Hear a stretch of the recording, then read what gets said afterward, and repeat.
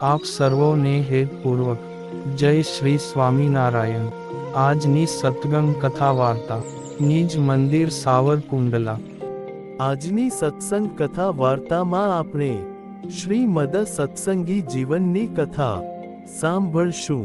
અધ્યાય 52।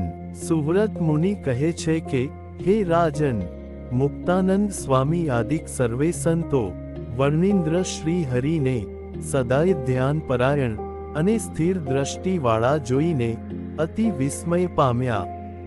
અને મુક્તાનંદ સ્વામીએ તેમને એક વખત પૂછ્યું કે, હે વર્ણિરાજ, સર્વકાળે તમારી દ્રષ્ટિ સ્થિર જોઈને અમને પ્રશ્ન થાય છે કે તમે કયા દેવતાનું ધ્યાન કરો છો? તે કૃપા કરીને જણાવશો?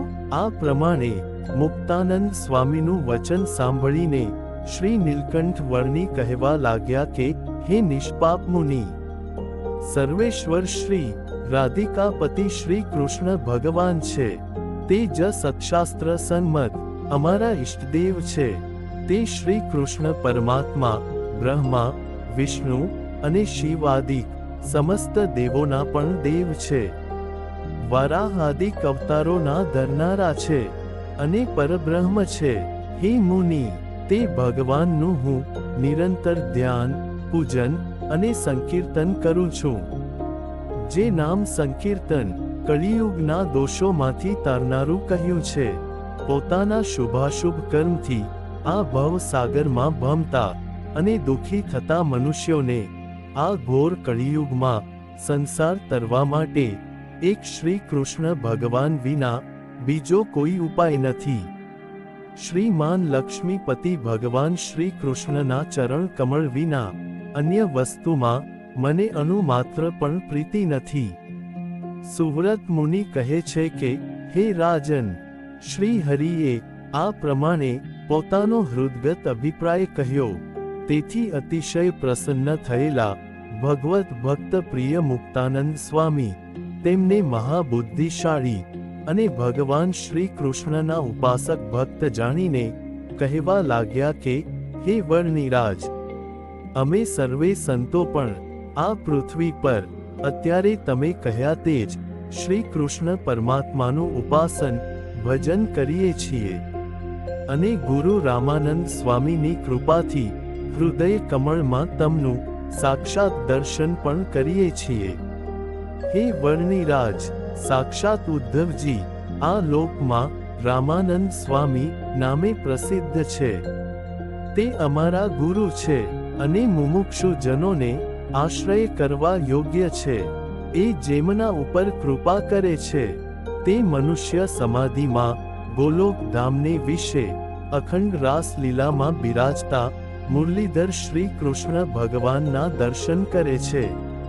તો પછી હે બ્રહ્મન, ભક્તિ, ધર્મ અને તપથી યુક્ત વર્તતા તમારા જેવા મહાપુરુષોને તે રામાનંદ સ્વામીને વશ વર્તતા એવા શ્રી કૃષ્ણ ભગવાન પ્રત્યક્ષ દર્શન આપે, તેમાં શું કહેવું?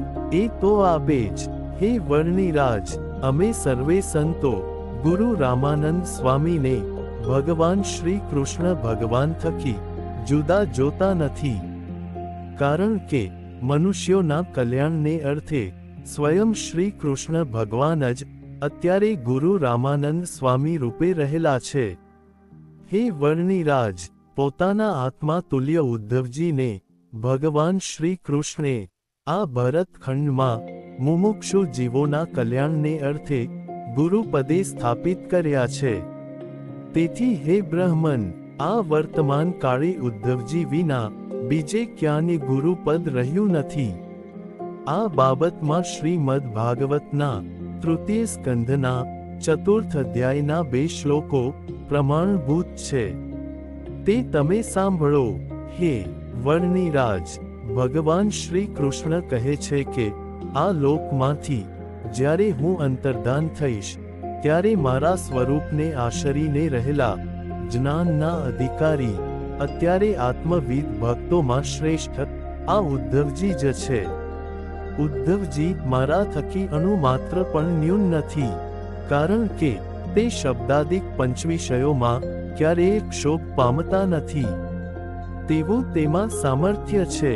માટે આ લોકના મનુષ્યોને મારું જ્ઞાન આપવા માટે ઉદ્ધવજી આ પૃથ્વી પર ભલે નિવાસ કરીને રહે. તેને ઋષિઓનો શાપ નડી શકશે નહીં. હે નિર્દોષ નીલકંઠ વર્ણી, આ પ્રમાણે સ્વયં શ્રી કૃષ્ણ ભગવાને પોતાના તિરોધાન સમયે કહ્યું છે. તેથી તેમના આશ્રિત અમે સર્વે તેમની આજ્ઞામાં રહીને શ્રી કૃષ્ણનું ભજન સ્મરણ કરીએ છીએ. સુવ્રત મુનિ કહે છે કે, હે રાજન, આ પ્રમાણે મુક્તાનંદ સ્વામીના વચન સાંભળીને શ્રી હરિને પિતા ધર્મદેવે કહેલા ગુરુ રામાનંદ સ્વામી અને તેમના ગુણોનું સ્મરણ થઈ આવ્યું. ત્યારથી શ્રી હરિના અંતરમાં શ્રી રામાનંદ સ્વામીની સેવા કરીને તેમની કૃપા મેળવીને પ્રત્યક્ષ શ્રી કૃષ્ણના દર્શન કરવાની ઉત્કંઠા જાગી. ત્યાર પછી નીલકંઠ વર્ણી મુક્તાનંદ સ્વામીને પ્રણામ કરીને પ્રીતિપૂર્વક કહેવા લાગ્યા કે, હે સદબુદ્ધિમાન, આજથી હું પણ તમારો જ છું. તેથી મારું હિત થાય તેમ વાત કરજો. અને જે પ્રકારે ગુરુ રામાનંદ સ્વામીના દર્શન મને જલ્દી થાય તેવી કૃપા કરજો. હે રાજન, આ પ્રમાણે કહીને શ્રી હરિએ પોતાના જન્મ અને કર્મ સંબંધી સર્વ વૃત્તાંત સંક્ષેપથી મુક્તાનંદ સ્વામીને કહી સંભળાવ્યું. હે રાજન, ત્યાર પછી રામાનંદ સ્વામીના શિષ્યોમાં અગ્રેસર મુક્તાનંદ સ્વામી તપોનિધિ વર્ણીનો આદર સત્કાર કરીને કહેવા લાગ્યા કે, હે વર્ણી, તમને ધન્ય છે, કારણ કે તમે મનુષ્ય જન્મને સફળ કરી રહ્યા છો. અત્યારે સદ્ગુરુ શ્રી રામાનંદ સ્વામી ભુજનગરમાં બિરાજે છે. 2-3 માસ વીત્યા પછી જરૂર અહીં પધારશે. હે વર્ણી, તમારા અંતરમાં રામાનંદ સ્વામીના દર્શનની જો ઈચ્છા હોય તો અમારા વચનમાં સર્વ પ્રકારે વિશ્વાસ રાખીને સ્વામી ન પધારે ત્યાં સુધી અહીંના બ્રહ્મચારીઓની માફક અમારી પાસે નિવાસ કરીને રહો. હે રાજન, મુક્તાનંદ સ્વામીનું આવું વચન સાંભળીને શ્રી હરિ ત્યાં જ નિવાસ કરીને રહ્યા. સંતોએ ખૂબ આદર સત્કાર અને પ્રેમ આપ્યો. તેથી સ્વધર્મનું પાલન કરતા શ્રી હરિ રામાનંદ સ્વામીના આગમનની પ્રતીક્ષા કરવા લાગ્યા. હે રાજન, ભગવાન શ્રી હરિ નિર્માનીપણે રહીને વિવિધ સેવા કરવા લાગ્યા. પતરાવડા બનાવવા માટે ખાખરાના પાન લાવવા, રસોઈ પકાવવા માટે સૂકા કાષ્ઠ ને છાણા માટે છાણ લાવી આપવું, રસોઈ કરવી, અને આશ્રમમાં રહેતા સાધુઓ અને બ્રહ્મચારીઓની સેવા કરતા રહેતા હતા. ભગવાન શ્રી હરિ માંદા સાધુઓની રુચિ અનુસાર રસોઈ બનાવવી, ઔષધિ આપવી, ચરણ ચંપી કરવી વગેરે સેવા અતિ હર્ષપૂર્વક કરતા હતા.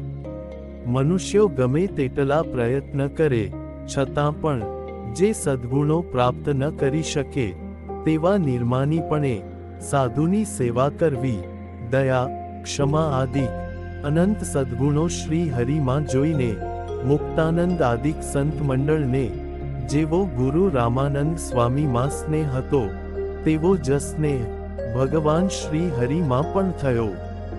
સાધુ સંતોની સેવા કરતા શ્રી હરિ ધર્મ અને ભક્તિનો ક્યારેય ત્યાગ કરતા નહીં.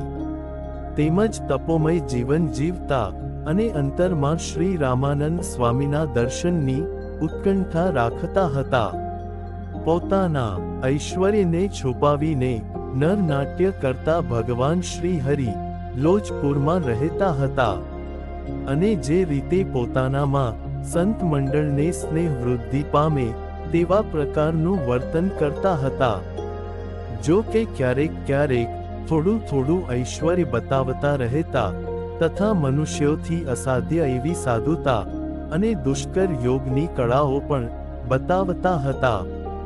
હે રાજન, એકાંતમાં બેસીને શ્રી કૃષ્ણ ભગવાનનું દર્શન કરતા કેટલાક સંતોને પોતાના હૃદયમાં પ્રગટ થયેલા તેજના સમૂહમાં બિરાજતા દિવ્ય મંગલ વિગ્રહધારી પ્રત્યક્ષ શ્રી હરિના જ દર્શન થતા. અને કેટલાક સંતો હૃદય કળમમાં શ્રી હરિને જ રામાનંદ સ્વામી રૂપે નિહાળતા. અને કોઈ સંતો વર્ણી રૂપે દર્શન કરેલા શ્રી હરિને જ હૃદય કમળમાં સ્ફુરાયમાન થયેલા દર્શન કરતા હતા. કોઈકને બદરીપતિ નારાયણ ઋષિના રૂપે દર્શન થતા ને પુનઃ ક્ષણવારમાં તે જ વર્ણી વેશ શ્રી હરિના દર્શન થતા. હે રાજન, આવું શ્રી હરિનું અલૌકિક ઐશ્વર્ય નિહાળીને તે સંતો શ્રી હરિને જ સાક્ષાત પરમેશ્વર માનવા લાગ્યા. પરંતુ મનુષ્ય નાટ્યને કરતા ભગવાન શ્રી હરિની ઈચ્છાથી એ દિવ્ય ભાવનું તેઓને વિસ્મરણ થઈ જતું. હે રાજન, ધ્યાન કરતી વખતે ક્યારેક કોઈ સંતનું મન ભગવાન શ્રી કૃષ્ણના સ્વરૂપમાં જોડ્યું હોય ને પૂર્વ વાસનાના બળે બીજા પદાર્થમાં દોટ મૂકે તો દૂર બેઠા હોવા છતાં શ્રી હરિ તેને જાણી જતા અને બોધ આપતા કે હે સાધુ રામ, તમારું મન ભગવાનને મૂકીને બીજે ભટકી ગયું છે, માટે આ રીતે પાછું વાળીને મૂર્તિમાં જોડો. આ પ્રમાણે શીખ આપતા.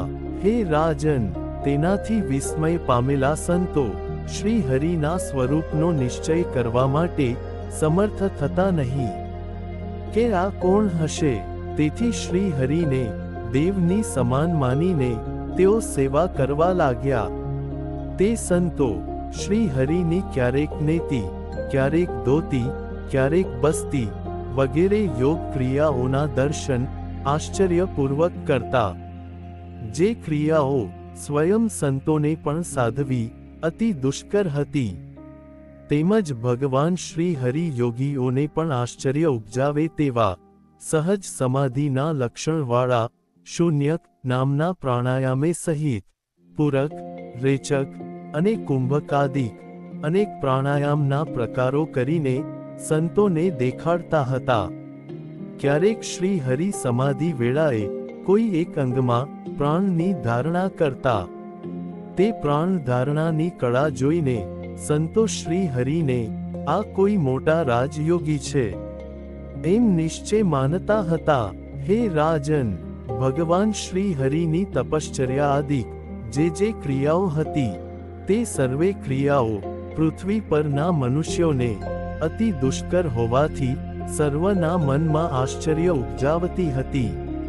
આ પ્રમાણે શ્રી હરિની સર્વે ક્રિયા અલૌકિક હોવા છતાં પણ પોતે સાધુ ગુણે સંપન્ન થઈને સંતોના પરમ પ્રેમાસ્પદ થઈ દાસની માફક સંતોની સેવા કરતા હતા. એટલું જ નહીં, પણ શ્રી રામાનંદ સ્વામીએ કરાવેલા અન્નક્ષેત્રમાં જે કોઈ અભ્યાગતો આવે તેમને પણ તેમની ઈચ્છા અનુસાર અન્નદાન કરીને તેમને સંતોષ પમાડી રાજી કરતા.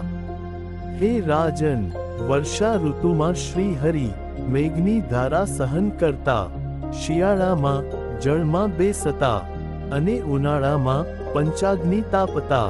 આ પ્રમાણે તીવ્ર તપશ્ચર્યા કરતા. શ્રી હરિ સંત મંડળમાં રહીને મુક્તાનંદ આદિક સૌ સંતોને આશ્ચર્ય ઉપજાવતા હતા. ઇતિ શ્રી મદ સત્સંગી જીવને નારાયણ ચરિત્રે ધર્મશાસ્ત્રે પ્રથમ પ્રકરણે રામાનંદ સ્વામીના ગુરુપણાના નિરૂપણ નામે 52મો અધ્યાય સંપૂર્ણમ. અને હવે પછીની કથા વાર્તા આપણે આગળના ભાગમાં સાંભળશું. અત્યારે આપ સર્વોને ભાવથી જય શ્રી સ્વામિનારાયણ.